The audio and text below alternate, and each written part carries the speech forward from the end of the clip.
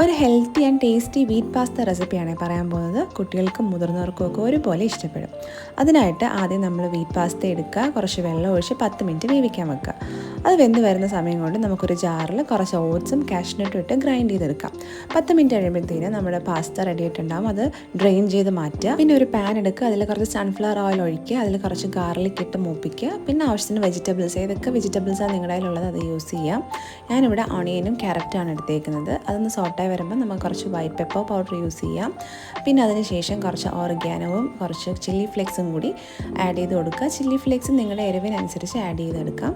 ഇതെല്ലാം നന്നായിട്ട് മിക്സ് ചെയ്തെടുക്കുക. അത് മിക്സായി വരുമ്പോഴത്തേനും നമ്മൾ പൗഡർ ചെയ്ത് വെച്ചിരുന്ന ഓട്സും കാഷ്നട്ടും കൂടി അതിലേക്ക് ഇട്ട് കൊടുക്കുക. നന്നായിട്ട് മിക്സ് ചെയ്യുമ്പോഴത്തേനും നമുക്ക് അതിലേക്ക് കുറച്ച് ടൊമാറ്റോ സോസ് ഒഴിച്ചു കൊടുക്കുക. ഈ ടൊമാറ്റോ സോസുമായിട്ട് നന്നായിട്ട് സോട്ട് ചെയ്തെടുക്കുക. ചെറിയൊരു ബ്രൗൺ കളർ ആകുമ്പോഴത്തേനും നമുക്കതിലേക്ക് കുറച്ച് പാൽ ഒഴിച്ചു കൊടുക്കാം.